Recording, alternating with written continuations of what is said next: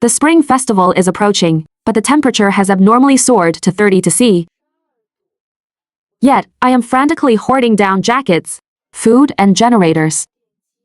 Everyone laughs at me for being crazy.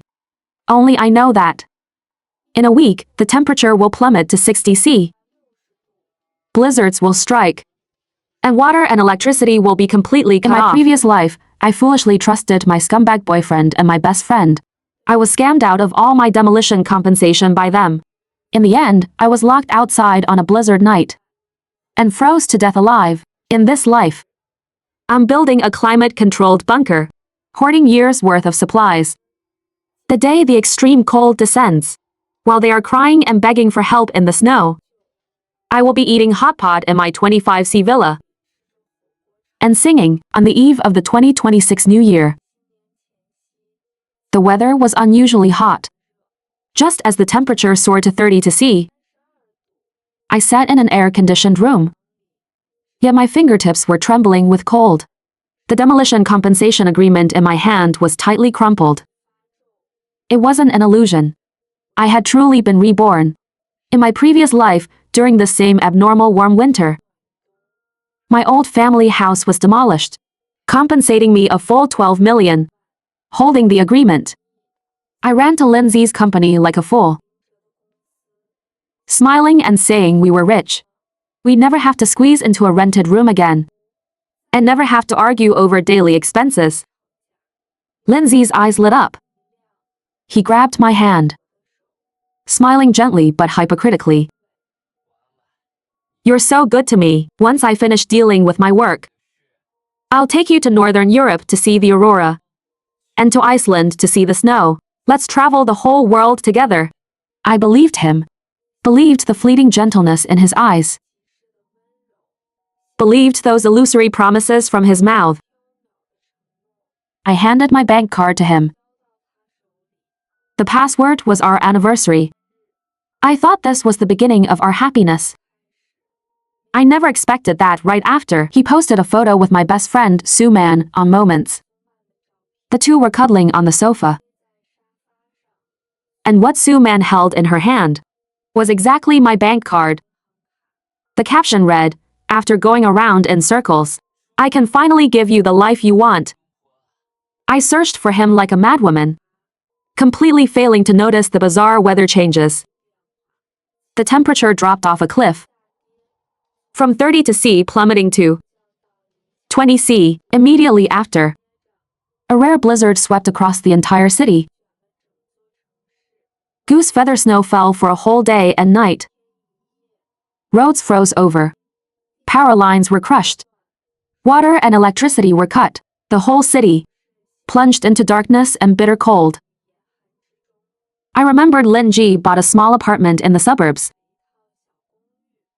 saying it would be our marital home, holding onto a final glimmer of hope.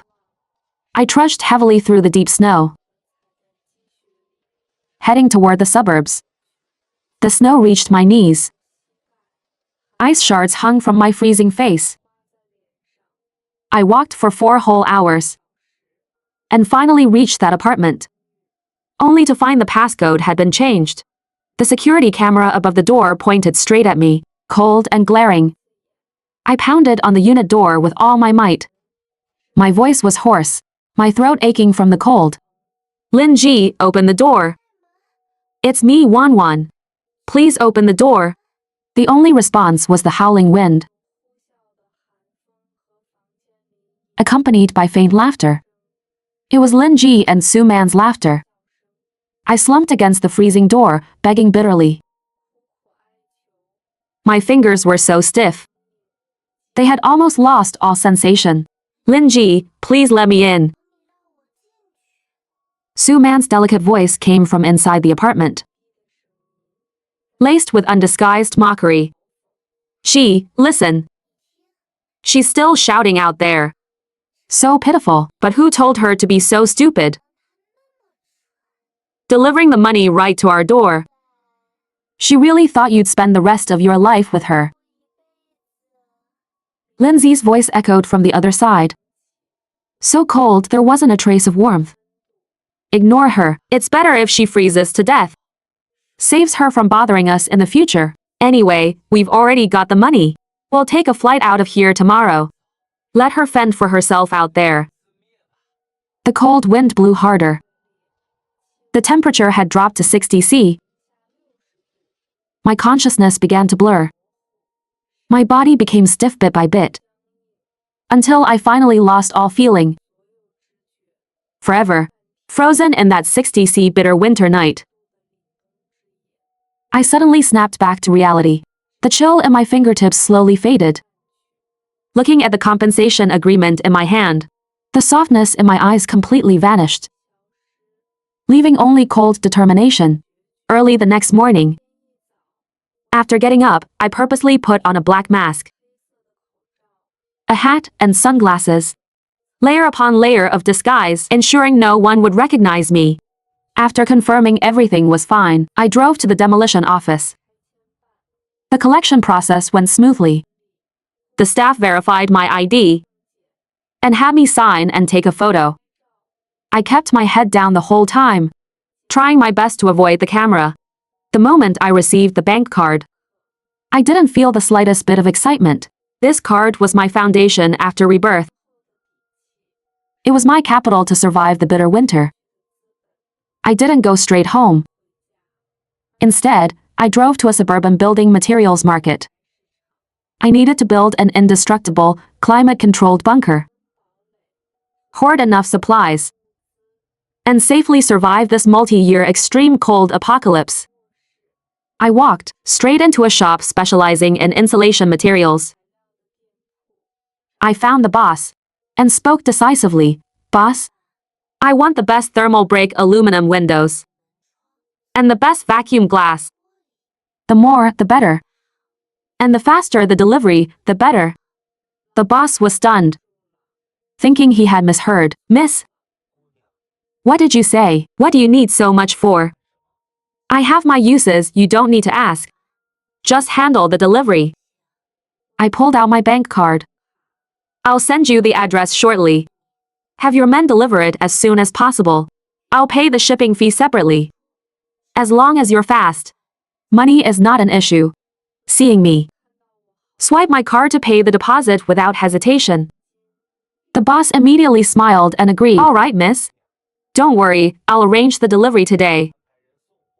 I guarantee it'll be delivered to you at top speed. It won't delay your business.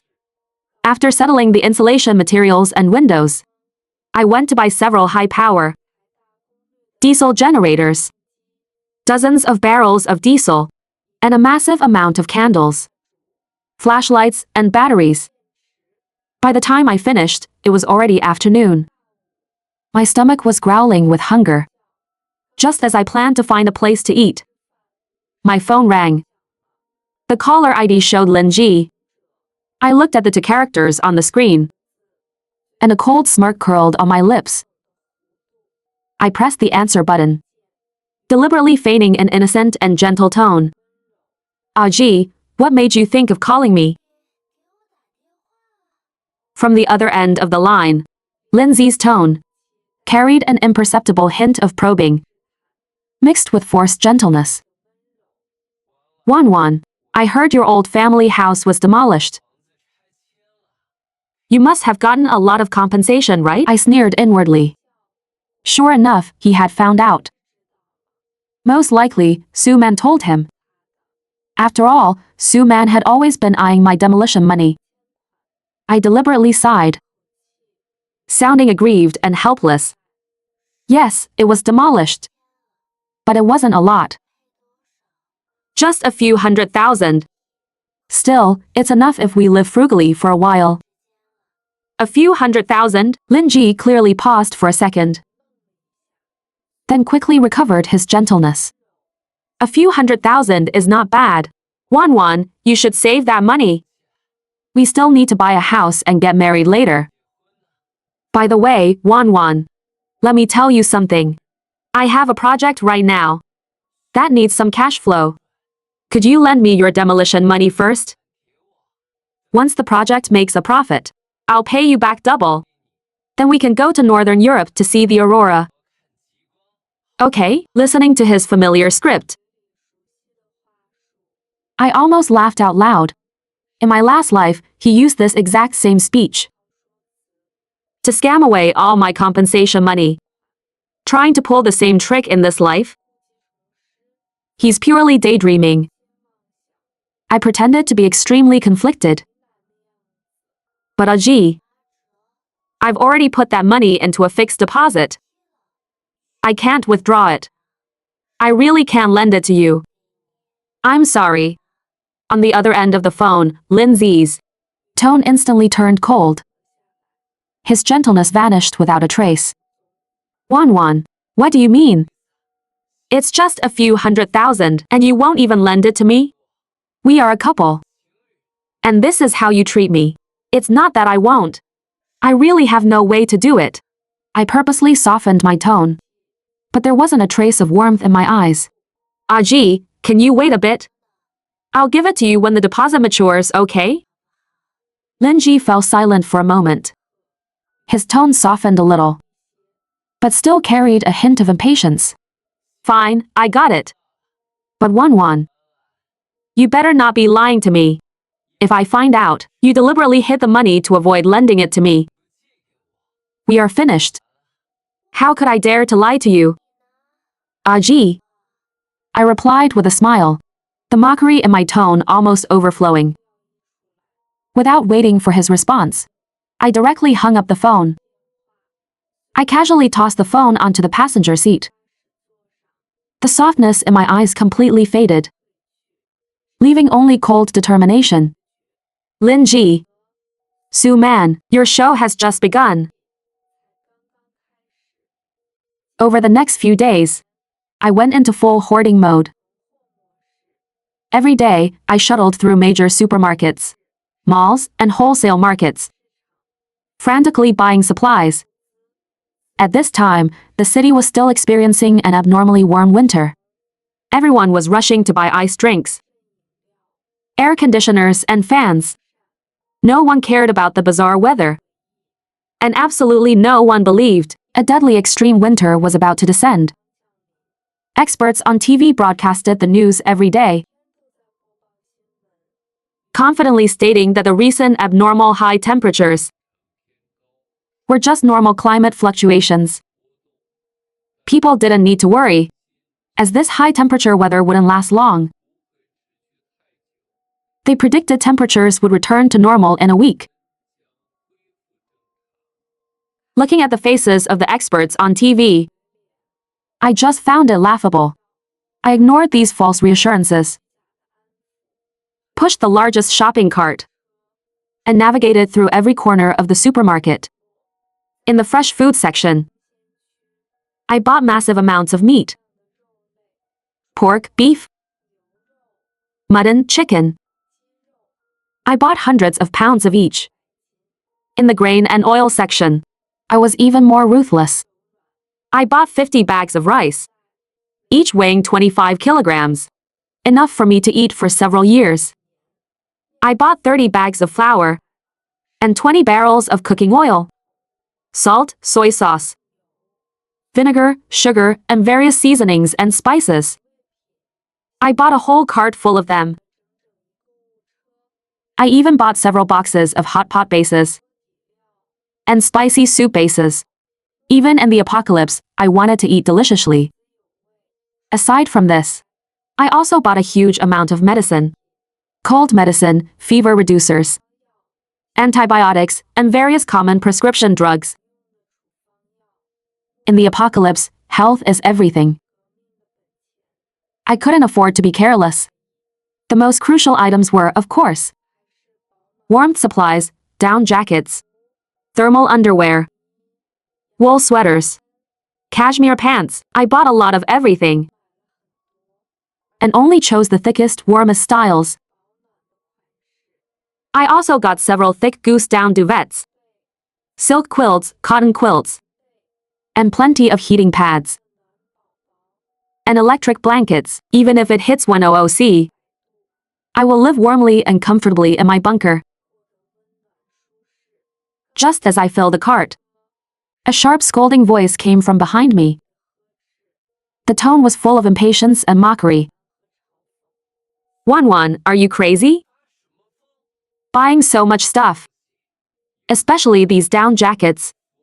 And cotton quilts. Do you have water in your brain? What kind of weather is it right now? It's over 30 degrees high temperature. You buying these things? Are you planning to save them for your next life? I turned around. And sure enough, I saw Lin Zhe and Su Man. Lin Zhe was frowning, looking displeased. His eyes filled with impatience. Su Man was leaning against his chest, wearing delicate makeup. The way she looked at me was full of mockery and disdain. It seemed they came to the wholesale market to shop for their luggage for the Southern Hemisphere, and just happened to run into me. I wasn't angry. Instead, I smiled, my tone flat.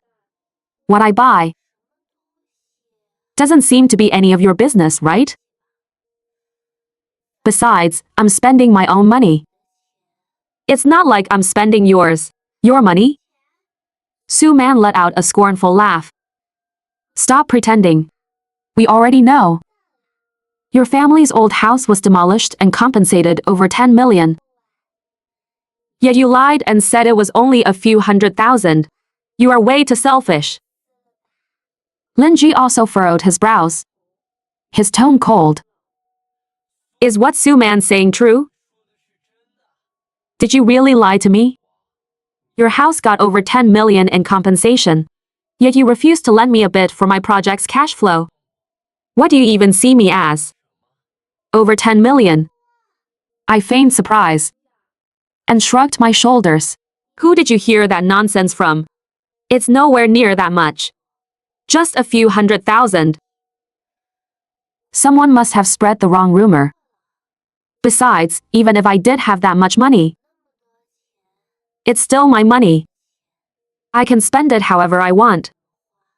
Why should I lend it to you? Lin Zhe was so angry he couldn't speak, his face turning pale. Su Man, let's go. You better not regret this. Once my project succeeds, you won't even be worthy of carrying my shoes. Lin Zhe scoffed coldly, put his arm around Su Man, and turned to leave. Before leaving, he glared at me viciously. You better watch out for yourself. I watched their retreating figures, the smile on my lips gradually fading, leaving only a cold determination in my eyes. When they return from the Southern Hemisphere, what awaits them will only be a frozen wasteland, only a deadly freeze, and despairing death. After settling all the supplies, I contacted a truck to transport my detached villa in the suburbs. The villa had 2 stories and a massive basement. Its location was remote, far from the city center, making it hard to be discovered by others. It was the perfect choice for a safe house. Over the next few days, I hired professional renovation workers to work overtime. All the windows were replaced with the best thermal break aluminum vacuum glass. The walls were stuffed with insulation cotton. The floors were laid with insulation layers. The sturdiest security locks were installed on the doors and reinforced with steel plates, ensuring they couldn't be easily pried open. The basement was transformed into a massive warehouse. I set up professional heavy-duty shelves and installed 2 high-power diesel generators, along with several large chest freezers and refrigerators to store food and meat. I also installed solar charging panels in the courtyard of the villa. Just in case the diesel ran out, I could still rely on solar power, ensuring the villa's water and electricity supply. The courtyard walls were also heightened and reinforced. Barbed wire and surveillance cameras were installed on top, providing 360-degree monitoring of the surroundings. If any strangers approached, I would be able to spot them immediately. After a full week of busy work, the villa modification was finally complete. It had become an indestructible, climate-controlled bunker. Central air conditioning and underfloor heating were installed, no matter how low the temperature dropped outside. The interior could be maintained at around 26°C, warm and comfortable. On the shelves in the basement, various supplies were neatly stacked. Rice, flour, meat, vegetables, fruits, canned goods, instant food, daily necessities, medicine, and warmth supplies. Everything you could possibly need. It was enough for me to safely survive this multi-year extreme cold apocalypse. Just as I finished organizing the villa and was preparing to take a good rest, the weather finally began to change. That morning, after I woke up, I found the outside world was gray and gloomy. There wasn't a single ray of sunlight. The wind beat against the windows, making a howling sound. Like ghosts crying and wolves howling, I turned on my phone and saw the weather forecast showing a sudden temperature drop. It had plunged from 30°C to 10°C and was still continuously dropping. It was predicted to drop to 30°C by that evening, accompanied by blizzards. I looked at the scene outside the window, and a cold smile curled on my lips. The bitter winter had finally descended. Sure enough, not long after, fine snow pellets began to fall from the sky. At first, it was just small grains, but later it gradually turned into goose feather snow, falling densely from the sky.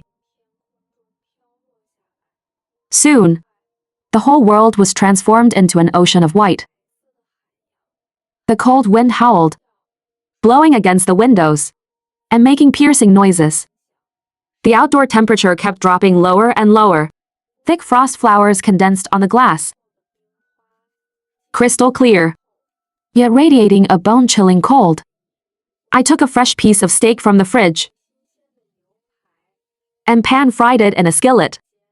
Quickly, the aroma of the steak filled the entire villa, rich and tempting. I also cooked a bowl of pasta, poured a glass of red wine, and sat in the dining room, eating unhurriedly, watching a movie playing on the TV. The days went by comfortably and cozily. The indoor temperature remained constant at 26°C, warm as spring, forming a sharp contrast with a freezing, snowy world outside. I ate the steak, drank the red wine, without a single ripple of emotion in my heart, only a settled, perfect peace. In my last life, I was freezing in the 50°C cold,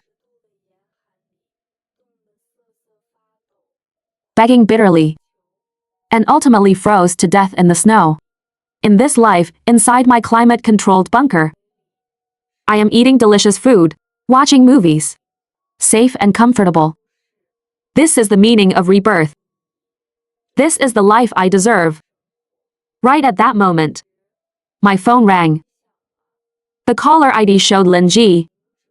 I looked at his name on the screen, a mocking smile curving my lips. I pressed answer. From the phone came Lin Zhe's hurried and pathetic voice, mixed with the howling wind and Su Man's cries. Wan. Please open the door. Let us in. It's too cold out here. We're freezing solid. I picked up my red wine glass, took a gentle sip, and replied indifferently, without an ounce of pity. Where are you guys? We are downstairs at your rented apartment. Lin Zhe's voice carried a trace of hope. Wan, we know you're up there. Please open the door. We're about to freeze to death. The water and power are gone. We have nowhere else to go. I chuckled, the mockery in my voice undisguised. I'm not at the rented apartment. I'm in my villa in the suburbs. But I won't let you in anyway. In our past life, you locked me outside, letting me freeze to death in the 50°C cold. In this life, I'll let you get a good taste of what it's like being trapped in the snow, crying to the heavens with no answer, and begging the earth to no avail. What? Lindsay's voice was filled with shock and despair. Wan, you knew all along? You knew the extreme cold was coming? You lied to us on purpose? What are you trying to do? My tone turned icy. Lin Zhe, Su Man. This is what you owe me. I want to watch you slowly freeze stiff in the bitter winter and die bit by bit. I want you to pay a painful price for your selfishness and greed. Lin Zhe was driven mad by my words, his tone turning vicious. You'll die a horrible death. Even as a ghost, I won't let you off. Then wait until you become a ghost to come find me. I responded with a laugh, my tone devoid of any fear. All right, I don't want to waste my breath on you anymore. Fend for yourselves. With that, I directly hung up the phone and blocked Lin Zhe and Su Man on all forms of contact. I never wanted to hear their voices again, and never wanted to see their faces again. I walked down to the basement, looking at the shelves completely fully stocked with supplies. My heart was filled with a sense of security. I grabbed a bag of snacks, turned on the TV, tuned to my favorite show, and poured myself a glass of hot milk. Sitting on the sofa, I leisurely watched the blizzard getting heavier outside. The cold wind blew fiercer. The outdoor temperature had dropped to 60 C. The entire city was plunged into darkness and bitter cold. And I, in my 26C climate-controlled bunker, was eating snacks, watching TV, and drinking hot milk, warm and comfortable. Over the next few days, the temperature outside got lower and lower, dropping all the way to 80 C. The blizzard still hadn't stopped. The entire city was covered by thick snow. Not a trace of life could be seen. Occasionally, I would turn on the surveillance cameras to look at the scene outside. All I saw was a frozen wasteland. Sometimes I'd spot a few people in ragged clothes, walking with extreme difficulty in the snow, their eyes filled with despair. Soon, they would collapse into the snow and never get up again. A few more days passed, and my phone suddenly lit up. I received a heavily delayed text message. It was from Lin Zhe. I was wrong. I shouldn't have betrayed you, and I shouldn't have scammed your money. Please save me. I am freezing. I don't want to die. If we could start over, I would definitely treat you well and never betray you again. I looked at this text message. There wasn't a trace of hatred in my heart, nor was there an ounce of pity. Only a pure sense of peace. Their endings were chosen by themselves. It was their own selfishness and greed that killed them. It had nothing to do with me. I deleted the text, turned off my phone, and walked to the window. I pulled back the curtains and looked at the world of ice and snow outside. The blizzard was still falling. The cold wind was still howling. But there wasn't a hint of coldness in my heart. Only a complete, perfect peace.